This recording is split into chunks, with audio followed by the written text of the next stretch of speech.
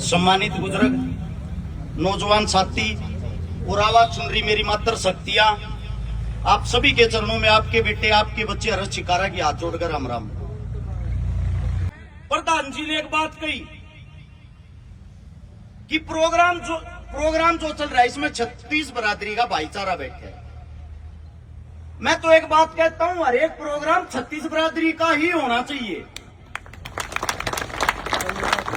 हमारे लिए सबसे बड़ा दुश्मन तो वो है जो अपने नाम के आगे कट्टर जाट, कट्टर ब्राह्मण, कट्टर राजपूत, कट्टर हिंदू, कट्टर मुसलमान लावे है। सबसे बड़ा नुकसान हमारे लिए वो ही करता है। अब बात आती है चौधरी छोटू राम जी की। सबसे पहले तो चौधरी साहब का आज के दिन जो जन्म हुआ, शापला के पास छोटा गांव है गड्डी, और उसी प्रांगण में, उसी जगह में मेरा जीवन बीत्या है ज्यादातर मेरा बचपना, क्योंकि मैं वहां का भांजा हूं। छोटे छोटे छोटू राम जी की बातें सुनते हुए आए हैं।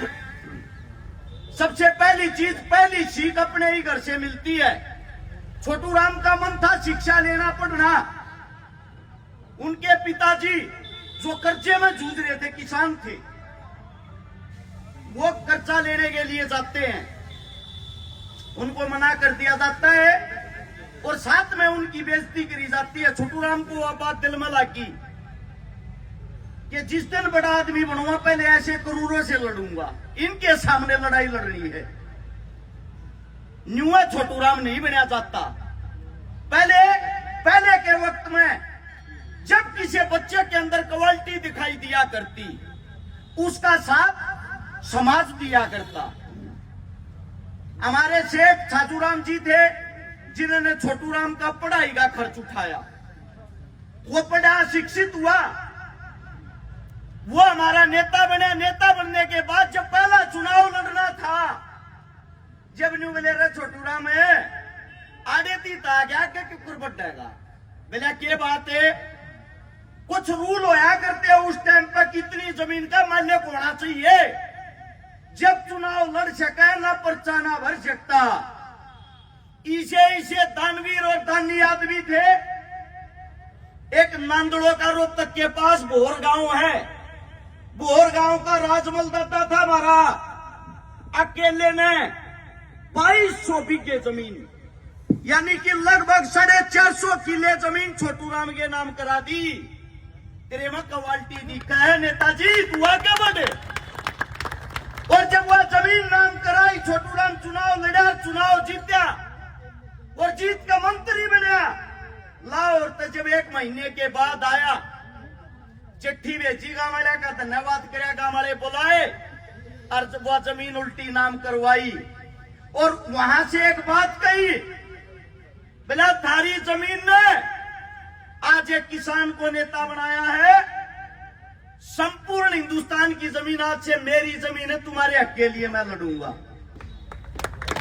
उसके बाद एक बारी लाहौर कोर्ट में पेशी पे किसान चला गया, कर्जे में दब रहा, अर्जा का आजोड़े खड़ा छावे, मान लिया मेरी जमीन को रख कर लियो और इतनी शर्म का राख लियो, मेरे बैल और मेरी झोपड़ी 2 चीजा न तो छोड़ दो, इनके सारे मैं रहते लूंगा कि मैं खाते लूंगा।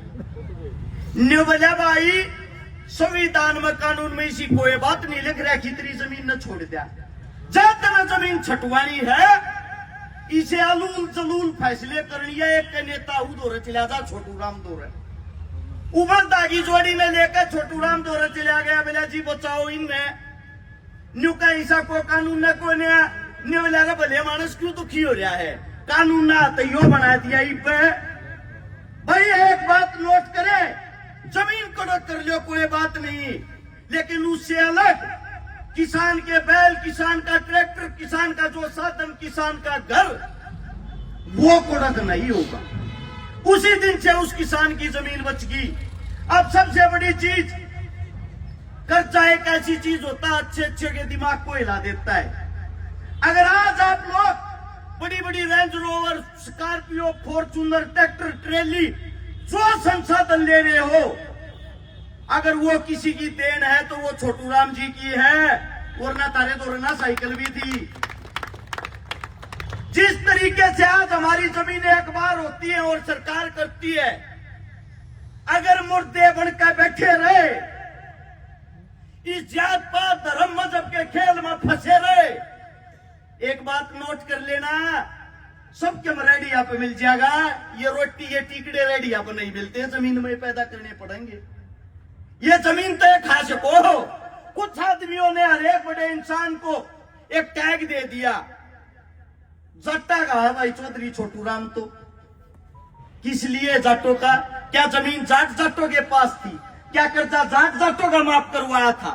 छोटू राम एक वो विचारधारा थी जिसने हिंदू, मुसलमान, सिख सभी को एक साथ लेके चला था। अपनी स्वयं की पार्टी बनाई, अपना खुद का चुनाव लड़ा, अपनी खुद की सरकार बनाई, 175 सीटा मगर 99 सीट ली।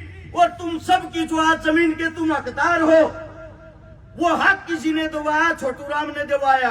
कर्जा माफ करवाया? छोटू राम ने करवाया। जितनी नदियां का पानी आने लग रहा, जो नहर है, वे छोटू राम ने कटवाई। थारा अगर कोई जीण का सारा है तो चौधरी साहब था। इनको जातियों में मत बांटो, उनके काम देखो, एक दूसरे के कैसे काम पूरे करते थे। 9 जनवरी 1945 को जब आखिरी सांस ली, शरीर ने साथ छोड़ दिया, हिम्मत नहीं थी। 8 जनवरी को अपने ऑफिस में गया, जो भाखड़ा बांध है, जिसके कारण पंजाब, हरियाणा, उत्तर भारत का किसान खेती का लाभ उठाता, जिस पानी के कारण 8 जनवरी ने उस पर मोर मार के गया। अकदे मैं चला जाऊं रे मेरे बनाए किसान दुखी हो जाए। और जब छोटू राम जी नहीं रहे, उनके उस काम को बाबा साहब भीमराव अंबेडकर ने उस लड़ाई को आगे लड़के उस काम को पूरा किया। हम एक दूसरे के बिना कल भी अधूरे थे, आज भी अधूरे हैं। आप लोग अपने जितने भी महान, जो भी आपके महान क्रांतिकारी रहे हैं, अगर उनको जानते हो, उनको मानते हो, वो किसी एक जात के लिए नहीं लड़े, वो किसी एक धर्म के लिए नहीं लड़े। उन सब ने हमारे को जीने का सहारा दिया है। लेकिन आज एक ऐसा वक्त आ गया है, जो हमारे बच्चे, हमारे बेटे, वो गाड़ी पर तो भगत सिंह, छोटू राम वाले उनकी बातें न तो याद ना रखते। मोटे मोटे शब्दों में कहा छोटू राम ने, मंडी तय, फंडी तय, पाखंडी तय, बच कर रहना, थारा भला हो जाएगा, ना होगा नहीं। आज आजादी के इतने साल बाद भी हमारा देश कड़ा जा रहा है, मंडी दो रहे, फंडी दो रहे, पाखंडी दो रहे। उन तो बच्चे नहीं, फिर क्या का छोटू राम न मानने लाग रहे हो? गला तस्वीर टांगने से आप उस जैसे नहीं बन सकते, वो जीवन में धारणा भी पड़ेगा हमें। हमारा अगर कोई राम है, वो छोटू राम है, क्योंकि उन्हीं ने हमारे को मालिक बनाया था। तो आप सभी से इतना ही कहना चाहूंगा, आड़े तो जो भी आदमी अपने घर आ जावे, खाली हाथ मत जाइयो रे। छोटू राम जी की कोई न कोई 1-2 बात कह लेकर जरूर जाइयो, जो हमारे जीवन में काम आओगी, हमने दुखी नहीं होने देगी। मेरे मुख से कोई गलत बात निकल गई हो, आपका बेटा हूं, आपका बच्चा हूं, हाथ जोड़ के क्षमा प्रार्थी।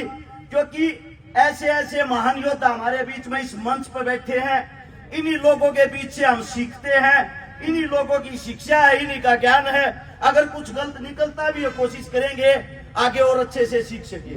सभी को राम राम, जय हिंद।